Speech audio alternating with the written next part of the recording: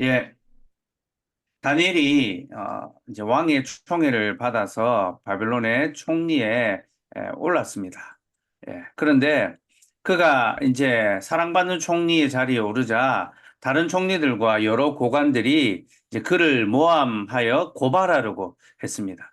하지만 아무리 고발할 거리를 찾아도 찾을 수가 없었습니다. 4절과 5절 말씀, 한번 띄워주실래요? 4절과 5절.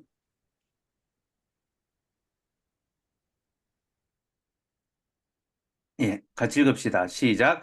이에 총리들과 고관들이 국사에 대하여 다니엘을 고발할 근거를 찾고자 했으나 아무 근거, 아무 허물도 찾지 못하였으니 이는 그가 충성되어 아무 그릇됨도 없고 아무 허물도 없음이었더라.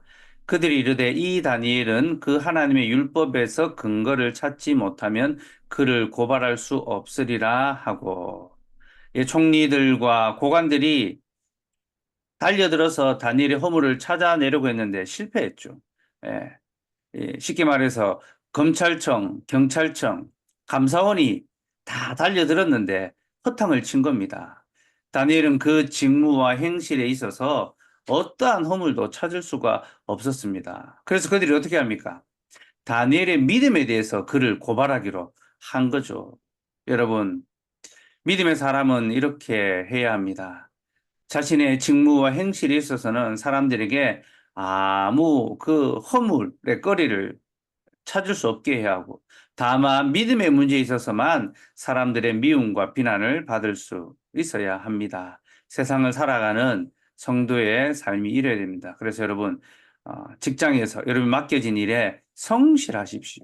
최선을 다하십시오. 그러나 충성은 직장이 아니라 하나님께 해야 됩니다. 주님과 주님의 교회에 충성하는 겁니다. 우리 그렇게 허물 없는 그런 성실한 삶을 살고 또 하나님께 충성함으로 도리어 사람들에게 미움의 거리가 될 수 있는 저와 여러분 되면 좋겠습니다. 어쨌든 고관들은 다니엘이 하나님께 기도한다라는 사실을 알고 왕에게 30일 동안 왕 외에 다른 신에게 기도하는 자는 누구든지 다 사자의 굴에 던져 넣으라고 그렇게 제안을 합니다. 7절 말씀. 우리 7절 같이 한번 읽읍시다. 7절. 시작. 나라의 모든 총리와 지사와 총독과 법관과 간원이 의논하고 왕에게 한 법률을 세우며 한 금령을 정하실 것을 구하나이다. 왕이여 그것은 곧 이제부터 30일 동안에 누구든지 왕 외에 어떤 신에게나 다른 사람에게 무엇을 구하면 사자굴에 던져넣기로 한 것이니이다. 왕에게 왕 외에 다른 신에게 기도하면 그가 누구든지 사자굴에 던져 넣으라라고 그렇게 제안했습니다. 여러분, 이 제안은 두 가지 측면에 있어서 아주 음흉합니다. 첫째는 왕을 높이는 척 하면서 정작 왕이 사랑하는 다니엘을 죽이려고 하는, 음흉하죠. 그렇죠? 왕을 높이는 척 하지만 왕이 사랑하는 자를 죽이려고 하는 겁니다. 둘째는 30일의 기한을 정해둠으로 다니엘로 하여금 잠시 동안 기도를 멈추고 세상과 타협하도록 유혹하는 것입니다. 30일 기한을 정했으니까 그 기한만 기도 안 하면 되잖아요. 그죠? 그리고 이 두 번째가 사실은 더 교묘하고 무서운 전략입니다. 다니엘은 30일만 기도를 멈추면 자기 생명을 보존할 수 있고 또 이후에는 얼마든지 하나님께 기도할 수 있습니다. 여러분, 이 얼마나 합리적이고 또 정말 그럴싸한 그런 제안입니까? 여러분, 사단은 언제나 우리에게 이렇게 합리적인 방식으로 그렇게 하는 게 좋겠다, 맞겠다, 그렇게 동의할 수 있는 그럴싸한 제안을 갖고 우리에게 다가옵니다. 그래서 깜빡 속아 넘어가게 만드는 거죠. 하지만 다니엘은 그렇게 하지 않았습니다. 그는 왕의 조서에 도장이 찍힌 것을 알고도 늘 자신이 해오던 것처럼 하루에 3번 예루살렘을 향하여 창문을 열고 무릎을 꿇고 하나님께 기도했습니다.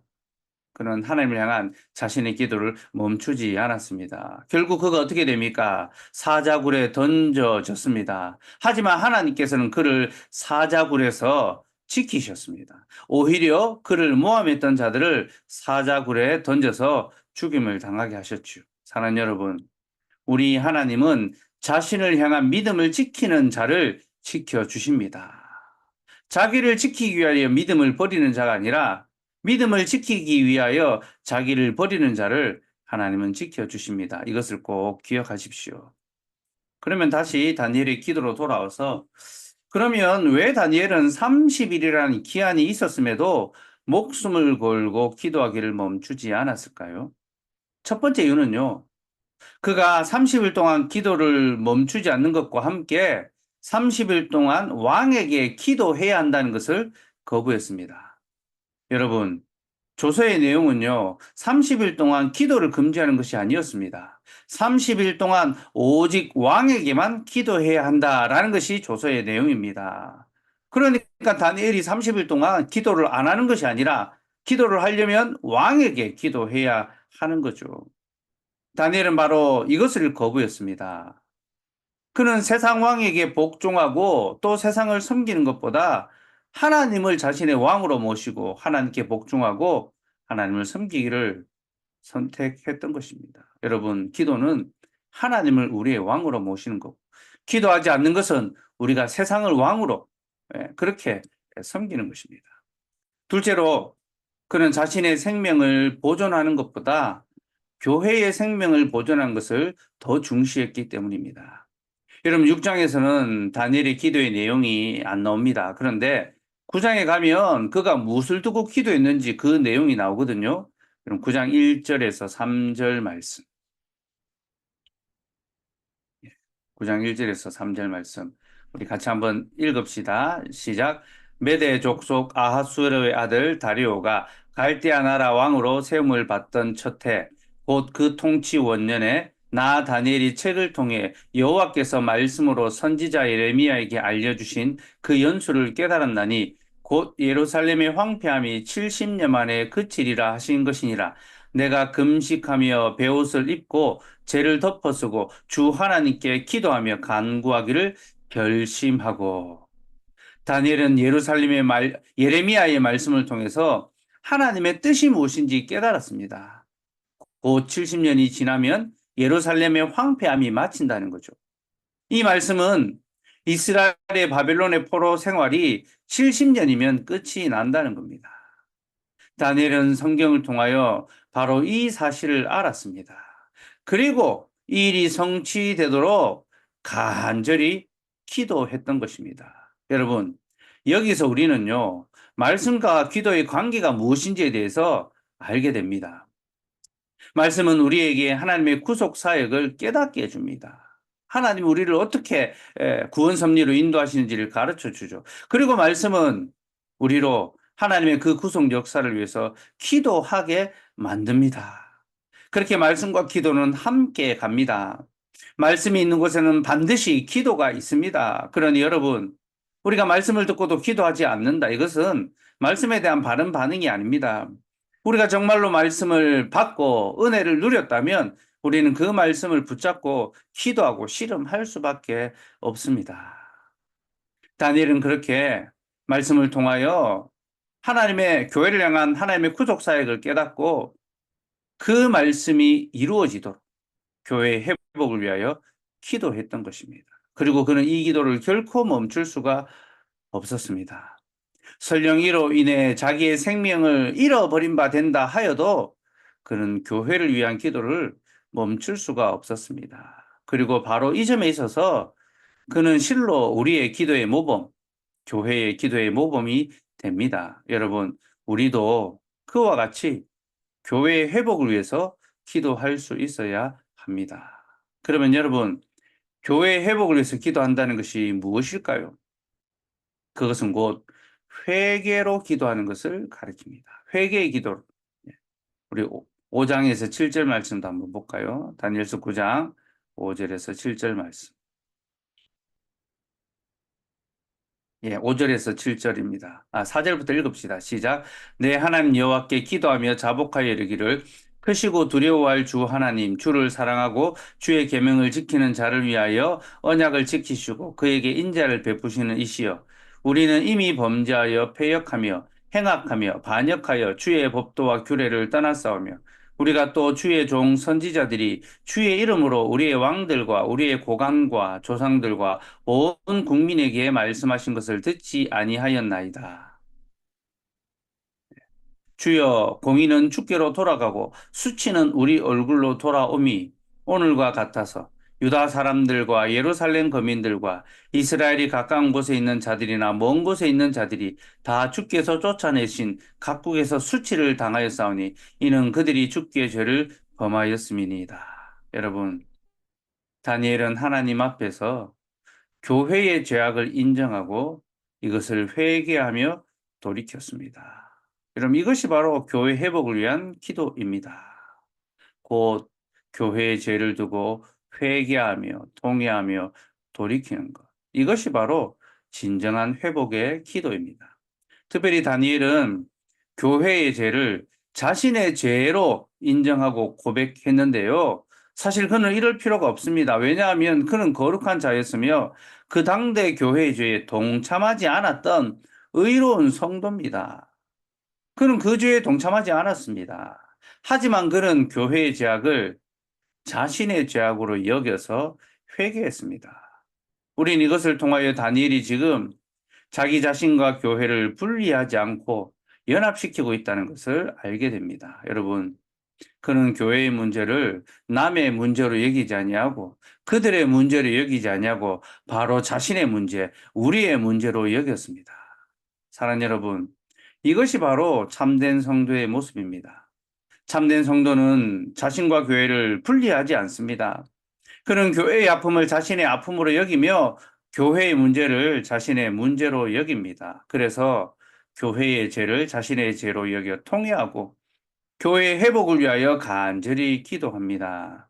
여러분, 오늘날 많은 사람들이 자신의 교회에 대해서 이렇게 저렇게 말합니다. 그러면서 정작 기도하지는 않습니다.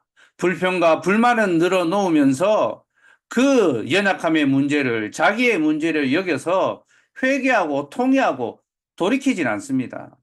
남을 향해서는 지적하고 비판하면서 정작 자신을 향해서는 정당화하고 자신의 문제를 들여다보고 자신의 죄를 회개하지는 않습니다. 여러분, 이것은 참된 성도, 정말로 주님의 교회에 속한 성도의 모습이라고 할 수 없습니다. 여러분, 우리가 정말로 주님의 몸된 교회에 속했다면요, 우리는 교회와 우리를 분리시키는 것이 아니라 연합시켜야 합니다. 그래서 교회의 약함의 문제를 바로 나의 문제로 여겨서 함께 아파하고, 함께 슬퍼하고, 함께 회개하고, 함께 기도하고, 함께 주께로 돌이켜야 합니다. 그리고 우리는 그 기도를 결코 멈추어서는 안 됩니다. 그로 인하여 우리의 삶에 어떠한 손해와 어떠한 어려움이 찾아온다 하더라도 주님의 교회의 회복을 위한 기도를 우리는 결코 멈추어서는 안 됩니다. 이것이 다니엘의 기도를 통하여 하나님이 우리에게 주시는 기도에 대한 교훈입니다. 그러니 여러분, 이 교훈을 잘 받아들이고 우리 교회의 필요가 무엇인지, 약함이 무엇인지, 문제가 무엇인지, 한계가 무엇인지 바로 그것을 돌아보고 그것이 나의 문제인 줄로 알고 하나님 앞에 회개하고 통회하며 주께로 돌이킵시다. 우리가 그렇게 주님의 교회를 위해 기도할 때 하나님께서는 바로 우리의 기도를 들으시고 우리의 교회를 지키시고 또 회복시켜 주실 것입니다. 오늘도 우리가 그런 마음으로 함께 하나님 앞에 기도하며 나아가기를 소망합니다. 예, 우리 기도 제목 띄워 주십시오. 예, 기도 제목 우리 같이 한번 읽고 함께 기도하겠습니다. 예, 시작. 우리의 삶에 기도가 회복되도록 기도합시다. 우리는 다니엘과 같은 위협과 핍박이 없음에도 기도에 전념하지 않습니다. 그래서 우리는 세상에 굴복하고 세상을 섬기며 살아갑니다. 우리가 기도하지 않으면 우리는 세상을 섬길 것이며 우리가 기도하면 우리는 하나님을 섬기게 될 것입니다. 그러므로 우리 기도합시다. 그래서 우리가 세상이 아니라 오직 하나님 한 분만을 섬기며 살아갈 수 있도록 기도합시다. 교회 회복을 위해 기도합시다. 우리는 교회와 연합되어 있으며 교회의 문제는 우리의 문제입니다. 우리가 교회의 문제와 우리의 삶을 분리했던 것을 회개합시다. 또한 교회의 문제에 대해 쉽게 말하면서 그것을 자신의 문제로 여기지 않았음을 회개합시다. 그리고 이제 교회를 내 몸과 같이 여기며 포항장로교회가 주님의 거룩한 교회로 함께 지어져 갈 수 있도록 기도합시다. 예, 우리 기도 제목 계속 보면서 또 오늘 우리의 삶을 위해서 기도를 멈추지 아니하고 계속 기도해 갈 수 있도록 우리 같이 기도하시겠습니다.